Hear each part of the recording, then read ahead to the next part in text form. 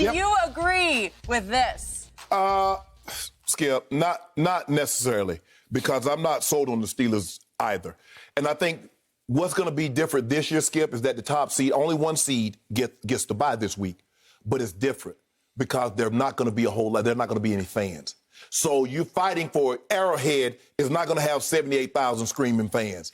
And Heinz Field or whatever the case may be. Now, obviously, it varies state to state. Some places you might go, it might be 500 fans. Some places you go, it might be 14,000 fans. Yep.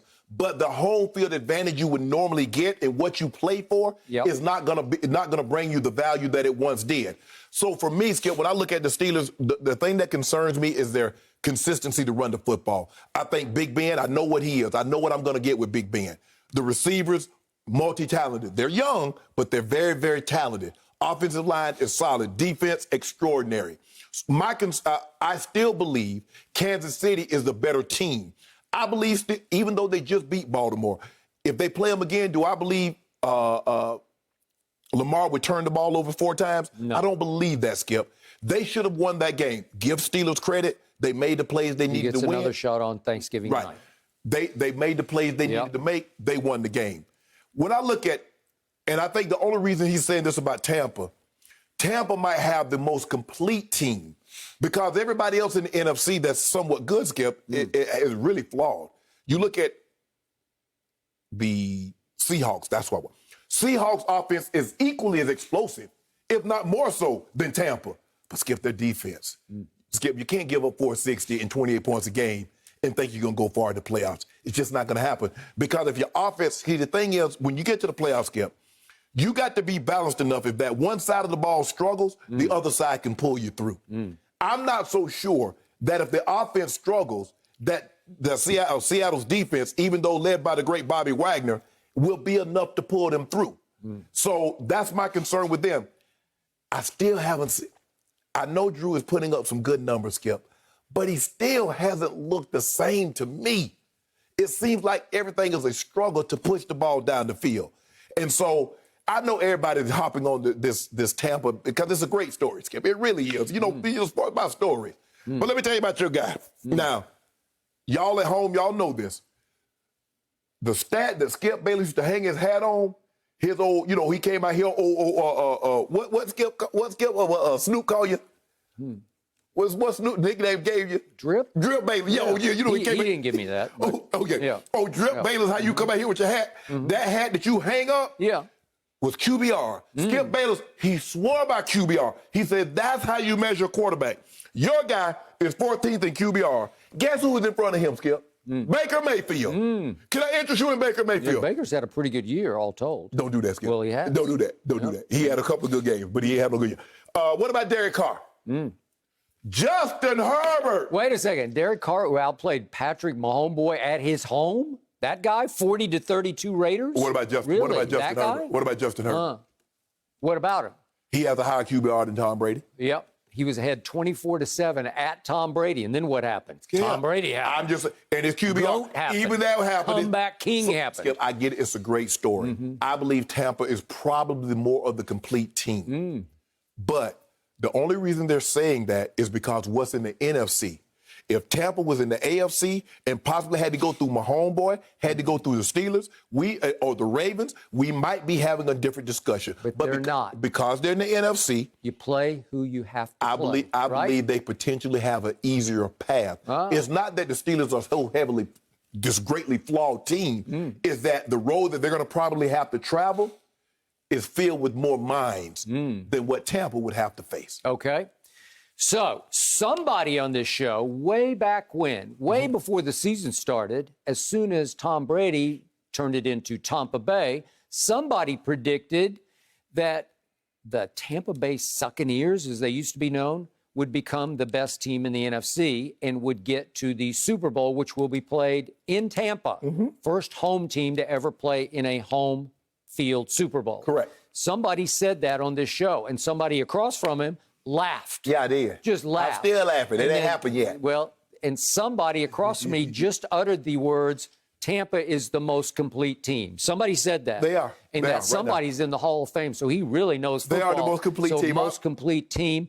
And he also said, the guy across from me said, I know everybody's hopping on that bandwagon.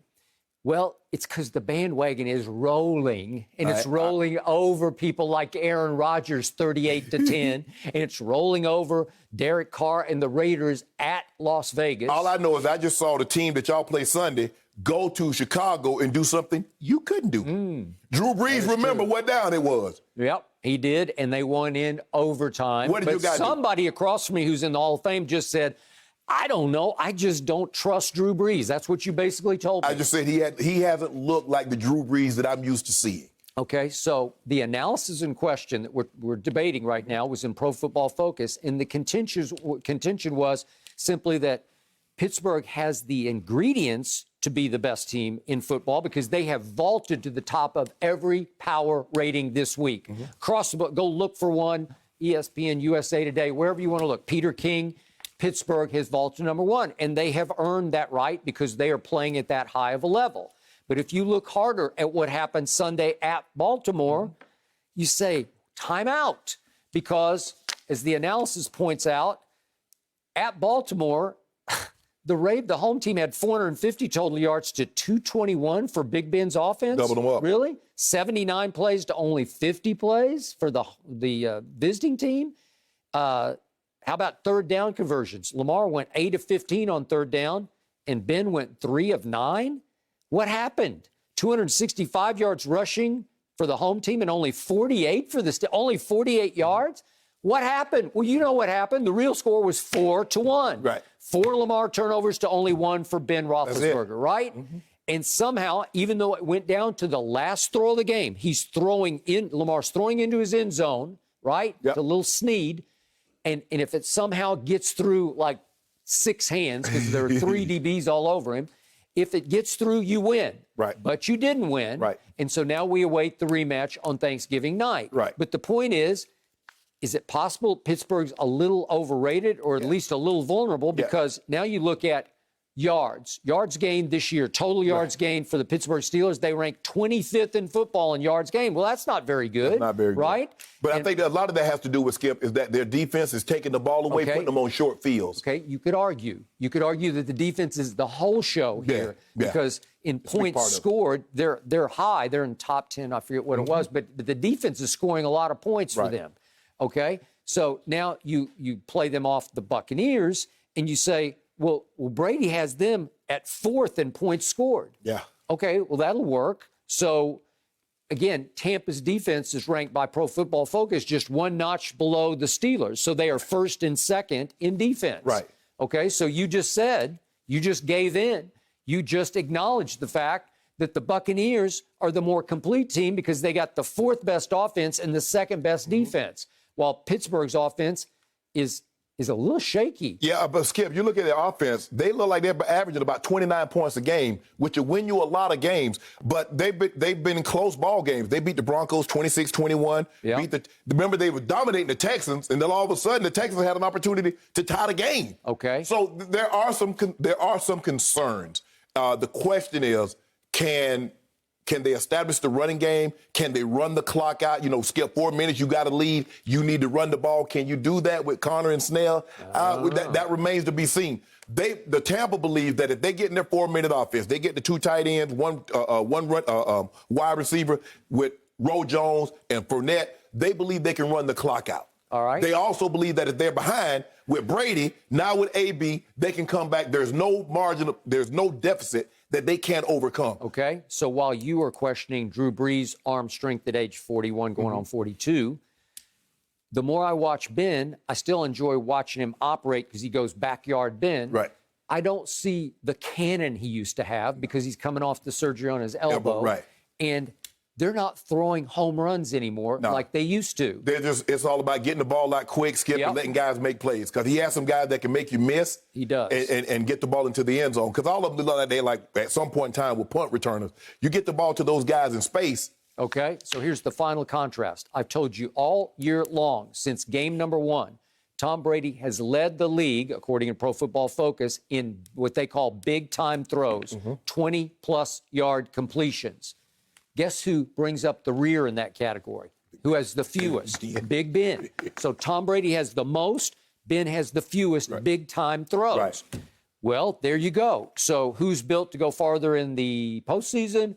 I think what used to be called Buccaneers. Well, Skip, it might be a situation where Ben is turning into Peyton. You remember when Peyton, all of a sudden, That's true. You know, you play action, but the Broncos could run the football. It was about getting the ball in guys' hands and let guys make plays. So it's going to be interesting to see. As you mentioned, they get the Ravens again on Thanksgiving. That's going to be a big game because Kansas City's sitting right there. They got one loss.